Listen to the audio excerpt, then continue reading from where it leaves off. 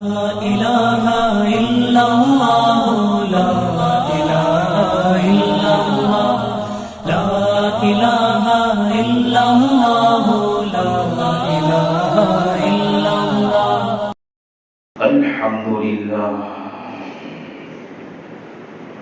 الحمد لله نحمده ونستعينه ونستغفره ونؤمن به ونتوكل عليه ونعوذ بالله من شرور أنفسنا ومن سيئات أعمالنا. من يهده الله فلا مضل له ومن يضلله فلا هادي له. ونشهد أن لا إله إلا الله وحده لا شريك له. ونشهد أن سيدنا ومولانا محمدا عبده ورسوله صلى الله عليه وعلى آله وأصحابه وبارك وسلم تسليما كثيرا أما بعد فأعوذ بالله من الشيطان الرجيم. بسم الله الرحمن الرحيم. وعلم آدم الأسماء كلها ثم عرضهم على الملائكة فقال أنبئوني بأسماء هؤلاء إن كنتم صادقين. وقال النبي صلى الله عليه وسلم من كان في حاجة أخيه كان الله في حاجته أو كما قال النبي عليه الصلاة والسلام. رب اشرح لي صدري ويسر لي أمري واحلل عقدة من لساني يفقهوا قولي. اللهم صل على سيدنا مولانا محمد في أول كلامنا. اللهم صل على سيدنا مولانا محمد في أوسط كلامنا. اللهم صل على سيدنا مولانا محمد في آخر كلامنا.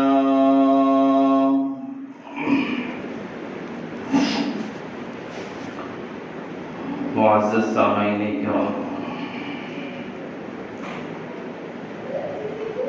اور میرے غیور مسلمان بھائی،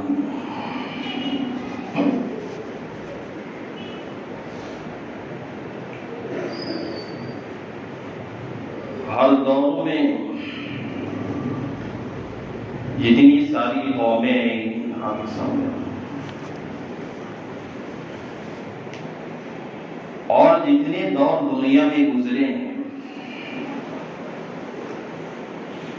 اگر آپ لوگ اس کی تاریخ پڑھیں، مطالعہ کریں، یہ بات روز روشن کی طرح سامنے آتی ہے کہ ہر دور میں، ہر زمانے میں جس قوم نے بھی ترقیات کے سیڑھیوں پہ قدم رکھا،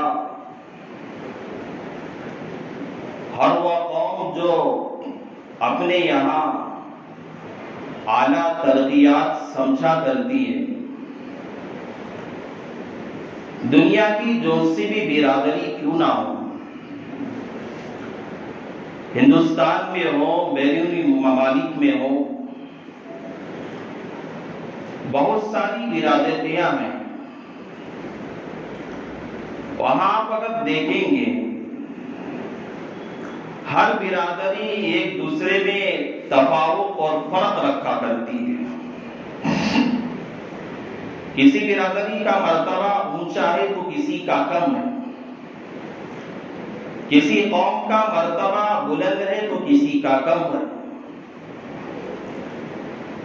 تو جتنے بھی دور اول سے لے کر اب تک جتنی بھی قومیں آئی، جتنی بھی دور آئے اور جتنی بھی برادریاں دنیا کے اندر آئی اور اب تک آ رہی ہیں، اللہ نے ہر قوم، ہر برادری اور ہر ملت کے لوگوں کو، ہر مسلمانوں کو، چاہے جس مذہب سے اس کا تعلق کیوں نہ ہو، اگر ترقی ملی ہے تو وہ ایک ہی چیز کی بنیاد،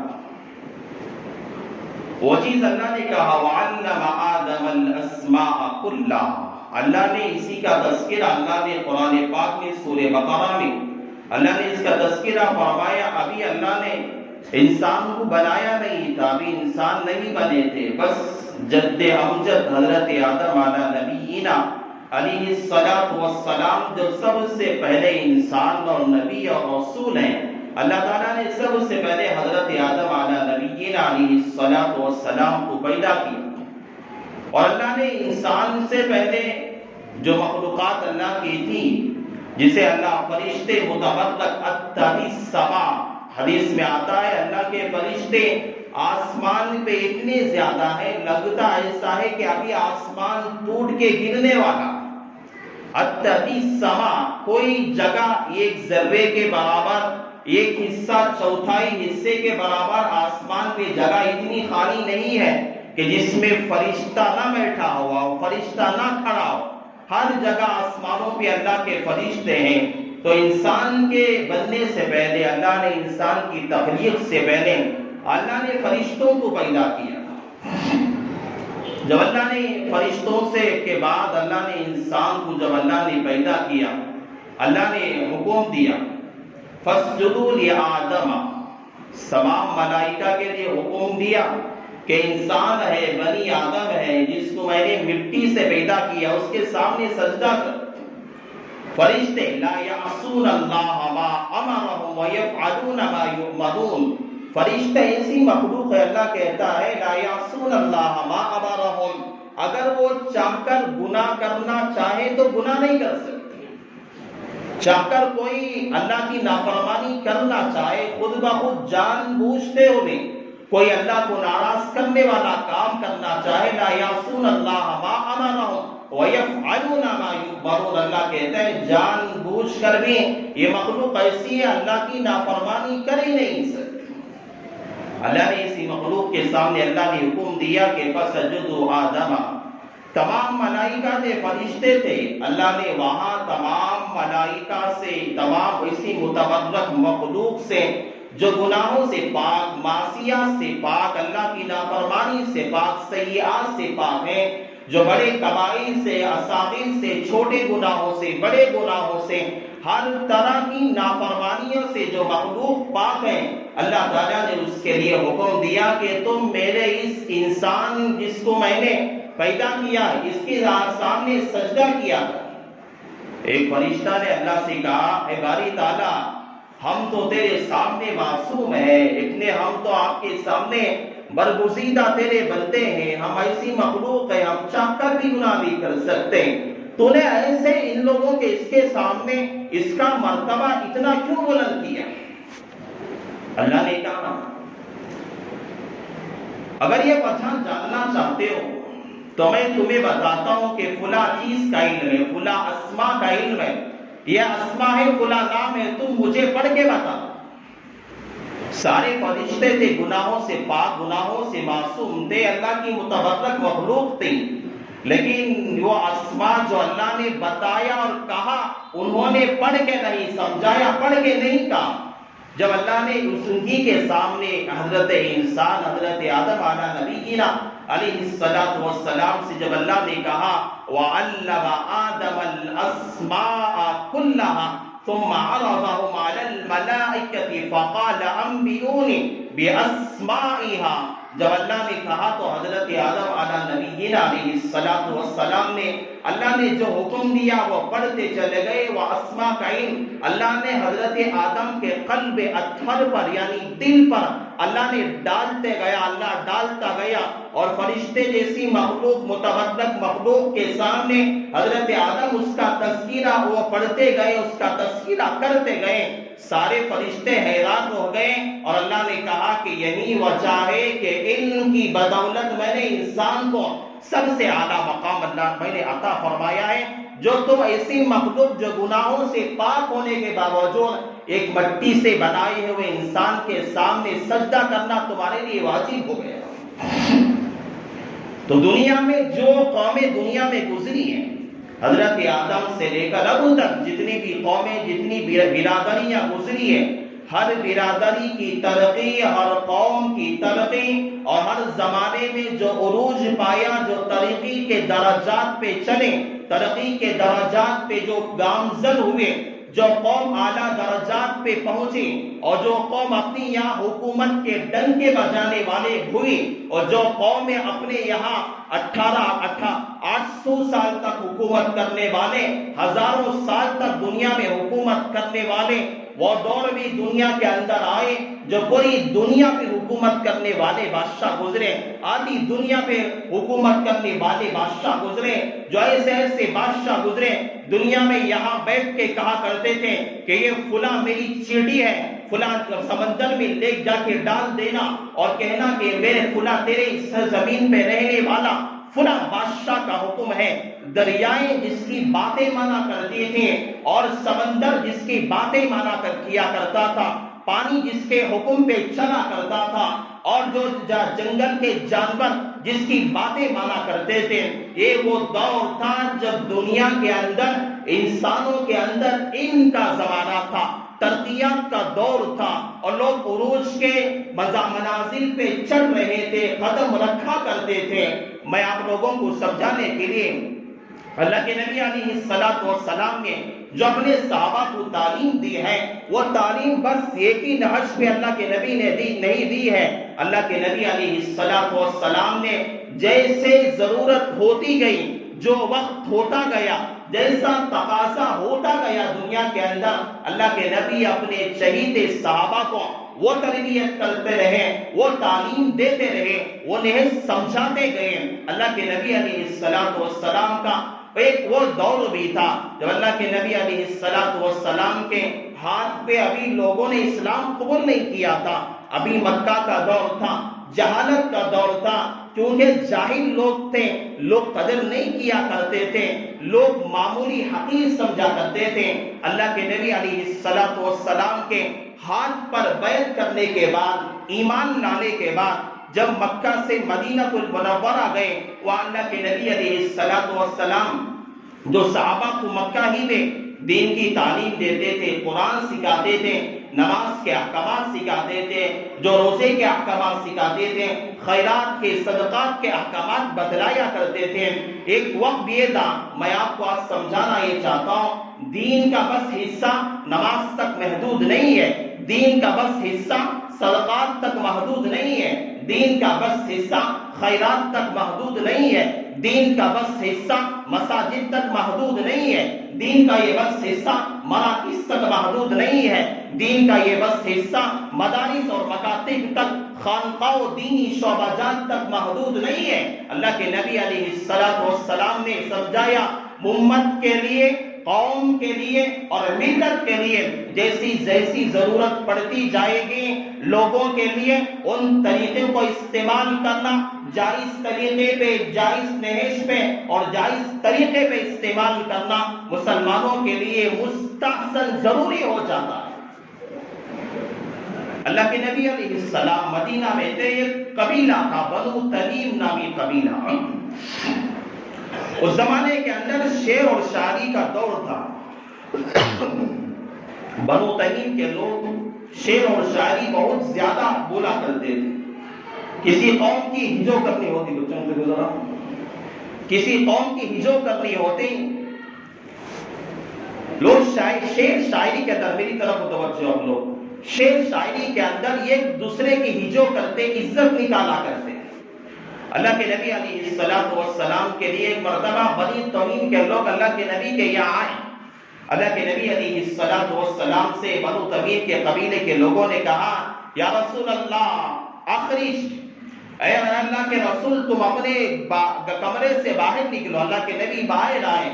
صحابہ کو بڑا غصہ آیا کہ نام لے کر، پیغمبر کا نام لے کر آپ ان کے گھر سے بلا رہے ہیں. اللہ کے نبی علیہ السلام سے بنو تمیم کے لوگوں نے کہا ہمارے یہاں ایسے خطبہ ہیں، ایسی تقریریں کرنے والے ہیں اور ایسی شعر اور شاعری بولنے والے ہیں جو اگر بولنے پہ آ جاتے ہیں اچھوں کی عزتیں ختم کر دیا کرتے ہیں. اللہ کے نبی نے حکم دیا دیکھتے ہیں کیا آپ کے شعراء اشعار پڑھتے ہیں. اللہ کے نبی علیہ السلام کے حکم دینے کے بعد بنو تمیم کا قبیلے کا جو سردار تھا اس نے اپنے ایک آدمی شاعر کو حکم دیا کہ شعر پڑھ. تو اس نے شعر پڑھا. شعر پڑھتا گیا اور وہ ایسے پڑھتا گیا. پھر ایک دوسرے آدمی کو حکم دیا کہ وہ تقریر کر. دوسرے آدمی نے تقریر کیا.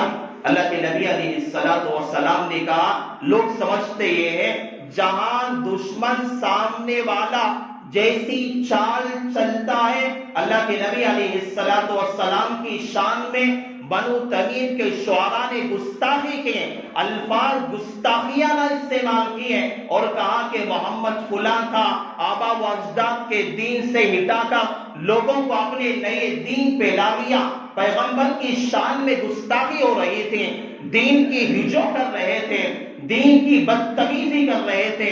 اللہ کے نبی علیہ السلام نے اپنے صحابی حضرت حسان بن ثابت سے اللہ کے نبی علیہ السلام نے حکم دیا یا حسان، اے حسان تم کھڑے ہو جاؤ اور ان لوگوں نے جو میری شان میں گستاخی کی ہے میں اگر چاہوں گا ہاتھ اٹھاؤں گا یہ سارے کے سارے لوگ زمین میں دھس سکتے ہیں. میں اگر ہاتھ اٹھاؤں گا تو میری بددعا کے کرنے پر اللہ تعالیٰ ان پہ آسمان سے آگ کے شعلوں کو برسا سکتا ہے. لیکن اے حسان ان کافروں نے، ان مشرکوں نے جس طریقے پر اسلام کی ہجو کی ہے، جس طریقے پر مخالفت کی ہے، جس طریقے پر میری باتوں کی گستاخی کی ہے، جس طریقے پر انہوں نے شریعت مطہرہ کے ساتھ بدتوہینی کی ہے، ان کی زبان پر ہی تم جواب دو اور اللہ تعالیٰ تمہاری مدد حضرت جبرائیل کے ذریعے سے اللہ تمہارے قلب اطہر پر اللہ تمہاری مدد فرمائے گا. حضرت حسان بن ثابت فرماتے ہیں میں اللہ کے نبی کے حکم دینے پہ کھڑا ہوا.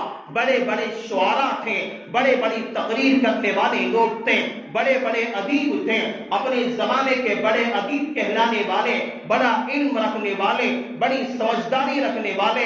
میں کھڑا ہوا اللہ کے نبی کی دعائیہ کلمات کی بدولت میں جب اپنی زبان کو پر بولنے لگا سارے شعراء حیران رہ گئے، تعجب میں پڑ گئے. جو کلمات انہوں نے پیغمبر کی شان میں کہی تھی میں نے اس سے اچھے الفاظ میں نے ان کی ہجو میں، ان کے دفاع میں میں نے کہہ دیا. اللہ کے نبی نے کہا میرے سامنے والے ظالم دشمن نے جو الفاظ استعمال کیے، جو طریقہ اسلام کے خلاف اور میری شان کے خلاف استعمال کیا تمہیں اسی کے طریقے پہ جواب دینا پڑے گا. حضرت حسان نے جواب دیا. کفار مشرکین حیرت میں آ کر، تعجب میں آ کر، شرمندہ ہو کر اللہ کے نبی سے معافی مانگ کے چلے گئے. اللہ کے نبی علیہ السلام نے سمجھایا ایک دور یہ ہے کہ ایک دور کافروں کے ساتھ اشعار سے مقابلہ کرنے کا تھا، ایک دور تقاریر کے ساتھ مقابلہ کرنے کا تھا، ایک دور اللہ کے نبی علیہ السلام کے ساتھ وہ بھی آیا جہاں جہاد کی ضرورت پڑی ہے، جہاں اللہ کے نبی نے اعلان کلمت اللہ کا اعلان کیا. کہا گیا کہ تمہارے لیے تلوار چلانا سیکھنا ضروری ہے، تمہارے لیے تیر چلانا سیکھنا ضروری ہے، تمہارے لیے برچے چلانا سیکھنا ضروری ہے، تمہارے لیے لڑائی کرنا، لڑائی کے طریقے سیکھنا ضروری ہے. اللہ کے نبی کشتی سکھایا کرتے تھے. اللہ کے نبی نے کشتی کی ہے اور اپنی صحت کی فکر صحابہ کو دلایا کرتے تھے. اللہ کے نبی الگ الگ طریقے بتلاتے تھے اور جہاد کے لیے تو چھوٹے چھوٹے بچوں کے اندر جہاد کا اتنا بڑا غلبہ تھا، اتنا زیادہ شوق تھا. ایک مثال میں آپ کو دیتا ہوں. جنگ بدر کا موقع، حضرت معاذ چھوٹا سا بچہ، حضرت معاویہ چھوٹے سے بچے، دونوں بھائی تھے. اللہ کے نبی علیہ السلام کے خدمت میں آئے. یا رسول اللہ، ہم بھی آپ کے ساتھ میدان جہاد میں جانا چاہتے ہیں، ہم بھی کفار کا مقابلہ کرنا چاہتے ہیں، ہم بھی جہاد اپنی تلواریں نکال کے لڑنا چاہتے ہیں. اللہ کے نبی نے دیکھا نوجوان بچے، چھوٹے سے بچے. اللہ کے نبی نے کہا کہ تم اب یہاں سے اس مجلس سے چلے جاؤ، جب بڑے ہوں گے اس وقت میں خود تمہیں بلا لوں گا. لیکن بچوں میں شوق تھا، جذبہ تھا. اللہ کے نبی نے ایک مرتبہ تعلیم، قرآن کی تعلیم ابتدا میں دی، حدیث سمجھایا. اللہ کے نبی نے نماز کا طریقہ سمجھایا. اللہ کے نبی نے خیرات کا طریقہ سمجھایا. اللہ کے نبی نے مساجد کے فضائل بتائے، مدارس کے فضائل بتائے، طلباء کے فضائل بتائے، غرباء کے فضائل بتائے. اللہ کے نبی یہاں پہ بتا رہے تلوار ہاتھ میں لے گا، اللہ تیری مغفرت کرنے پہ آ جائے گا. میدان جہاد میں قدم بڑھائے گا، اللہ تیرے گناہوں کو معاف کر دے گا. تو کفار کے ساتھ صحیح طور پہ مقابلہ کرے گا، تو وہاں پہ اگر شہید ہو جائے گا اللہ تعالیٰ تجھے جنت میں اعلیٰ مقام عطا کرے گا. ایک جگہ پہ اللہ کے نبی نے سکھایا کہ مسجد میں بیٹھ کے تجھے تعلیم حاصل کرنا پڑے گا. ایک جگہ پہ پیغمبر نے سکھایا تجھے میدان میں جا کے جہاد کرنا ضروری ہوگا. اللہ کے نبی نے ہر طریقہ سکھایا. ایک طریقے پر شعر اور شاعری سکھائی کہ تمہیں اسی کے لہجے میں جواب دینا ہوگا. حضرت زید بن ثابت رضی اللہ عنہ ایک صحابی ہے، یہودیوں کی ایک کتاب تھی، یہ کتاب کے اندر تحریف اور رد و بدل کر دیا کرتے تھے.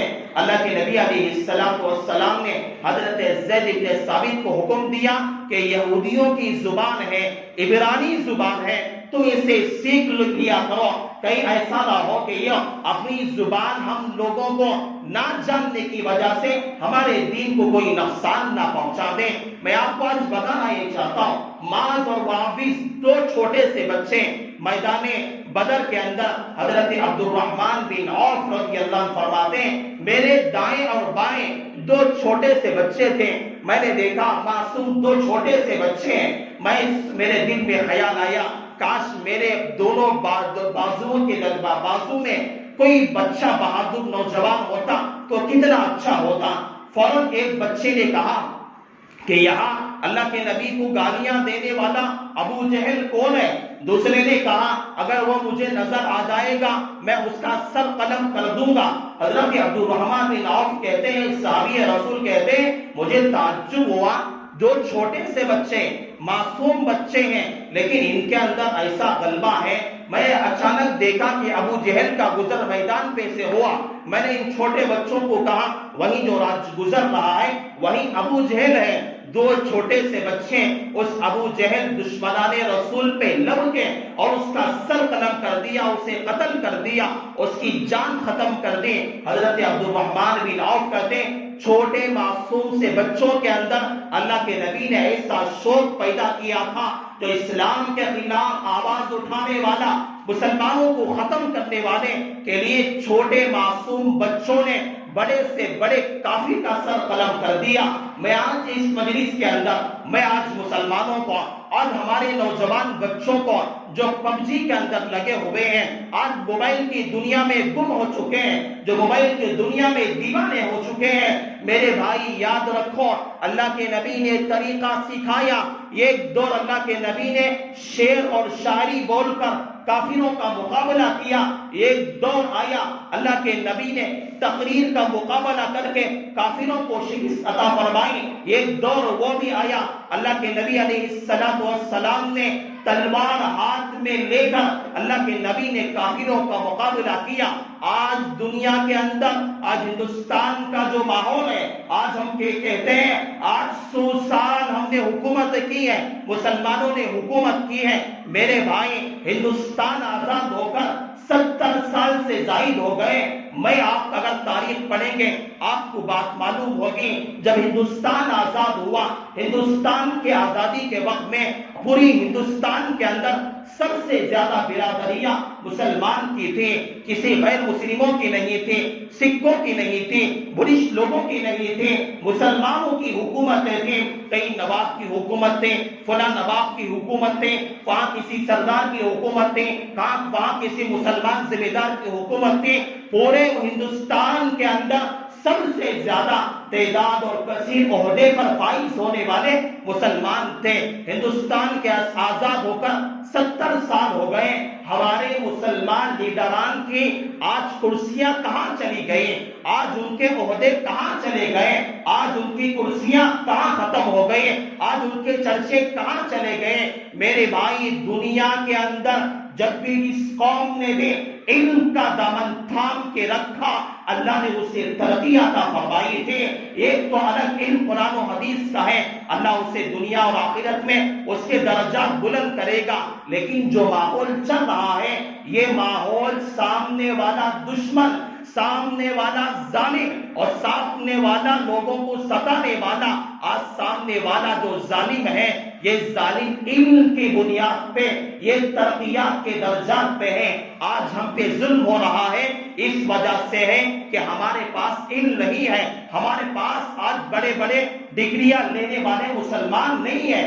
آج ہم پہ ظلم اس وجہ سے ہو رہا ہے، کوئی حکومت کے ایوانوں میں جا کر مسلمانوں کی بات کو پہنچانے والا کوئی لیڈر موجود نہیں ہے۔ آج مسلمانوں پہ ستم اس وجہ سے ہو رہا ہے، ہندوستان کے آزادی سے اب تک مسلمانوں نے بس سمجھا کہ ہمارے بچے اپنے گھر میں رہیں، کسی مسلمان نے اور لوگوں کے اندر یہ شعور پیدا نہیں ہوا کہ میرا بچہ جا کر حکومت کے لیے، قوم کے لیے، ملت کے لیے کام کر سکے۔ آج مسلمان بچوں کے اندر، مسلمانوں کے اندر یہ شعور اور ان کا شعور نہ ہونے کی وجہ سے آج مسلمان بستی کے اندر ہے، ظلم کے اندر ہے، آج ظلم کا جو ہے بڑھتا جا رہا ہے، مسلمانوں پہ دن بہ دن ظلم کی انتہا بڑھتی جا رہی ہے۔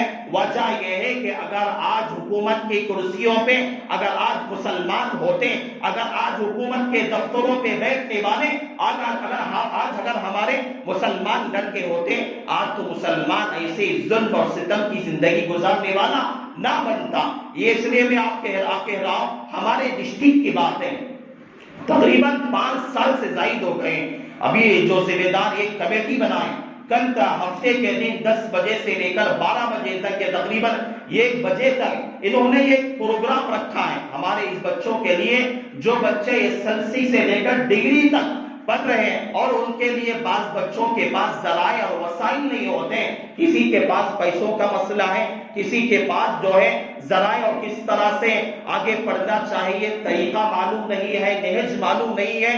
ایسے بچوں کے لیے جو چاہے پیسوں کی ضرورت ہے، جو بھی ضرورتیں ہیں، ایک تنظیم کے طور پر، ایک جماعت کی شکل کے طور پر ان لوگوں نے اللہ جزائے خیر عطا فرمائے جو کام کو لے کر نکلے ہیں۔ جو طلبا ہیں، جو پڑھنے والے، جو کالجوں میں پڑھنے والے ہیں، میں ان کے والدین سے یہ کہنا چاہتا ہوں، جو طلبا SSLC پڑھ چکے ہیں اور اس کے بعد پڑھنا چاہتے ہیں، ان کے پاس ضرورتیں نہیں ہے، کوئی تقاضے ہیں، کوئی مسائل ہیں، تو کل ہفتہ ہے 10 بجے سے لے کر 12 بجے تک تقریباً وہ پروگرام ہے، 150 بچوں تک جمع کرنے کا ان کا امکان ہے، وہاں پر اپنے بچوں کو بھیجو، اور وہ کچھ نہ کچھ ذریعے سے وہ بچوں کو ترقیات پہ لانا چاہتے ہیں۔ تقریباً 5 سال ہو گئے ہیں پولیس کی نوکری کے اندر ہمارا کوئی ایک مسلمان اب تک ہمارے ڈسٹرکٹ کے اندر کوئی ابھی تک نہیں آیا، کوئی ابھی تک نہیں آیا۔ خود جو ہمارے مسلمان جو ہیں تاج الدین نام کے، جو ابھی ہمارے شہر میں کام کرنے والے، انہوں نے خود اپنی زبانی کہا کہ حضرت میں جب یہاں آپ کے شہر میں کام کرنے کے لیے آؤں، کبھی کسی مسلمان پہ میں نے کیس درج نہیں کیا، کیونکہ میرے دل میں طرف ہے یہ میرا مسلمان بھائی ہے، یہ ہے اگر 10 ہوں گے تو کتنی مسلمانوں کو سہولت ہوگی۔ پولیس کی بات نہیں، ڈاکٹری کی بات ہے، انجینئرنگ کی بات ہے، دوسرے بھی عہدے اپنے بچوں کی فکر کرو. اگر یہ فکر کریں گے کہ میرا بچہ بڑا ہو کے قوم کی فکر کرے گا، ہمدردی رکھے گا، قوم کے کام آئے گا، یاد رکھو اللہ تعالیٰ اس کے بدلے میں اللہ تعالیٰ دنیا میں بھی تمہیں کامیابی دے گا، اللہ آخرت میں بھی بڑی اللہ کامیابی دے گا. جو بچے پڑھتے ہوئے کام پہ لگ گئے ہیں، کوئی کام پہ لگ گیا، کوئی بیکار گھوم رہا ہے، ایسے والدین سے میری گزارش ہے ایسے بچوں کی فکر کریں. اس زمانے کے اندر، اس دور کے اندر ان کی بڑی قدر ہے. اگر ہمارے لوگ، مسلمان لوگ ان کی ناقدری کرتے جائیں گے، ان سے دور بھاگتے جائیں گے، دن بدن مسلمانوں کے حالات آتے جائیں گے. ایک دور ایسا آئے گا کہ مسلمان غیروں کے غلام بن کے رہ جائیں گے. اس وقت مسلمان قوم کے لیے پچھتاوی کے علاوہ کوئی کچارے کار نہیں رہے گا. اس لیے میں آج کی اس مجلس میں جو باتیں میں نے آپ کے سامنے رکھی ہیں، میں اللہ سے میں دعا کرتا ہوں اللہ تعالیٰ سب سے پہلے اللہ مجھے عمل کی توفیق نصیب فرمائے، اور اللہ تعالیٰ آپ لوگوں کو بھی اللہ عمل کی توفیق نصیب فرمائے. اللہ سے دعا ہے کہ اللہ تعالیٰ پورے ہندوستان کے اندر اللہ تعالیٰ مسلمان لیڈران کا اللہ انتخاب کرے. اللہ ہمارے مسلمان نوجوان بچوں کے اندر ان کا ترقیات کا اللہ شعور، اللہ ذوق اللہ پیدا فرمائے. اللہ اسی بات پر اپنی بات کو ختم کرتا ہوں. آمین. وآخر الدعوانا ان الحمد للہ رب العالمین.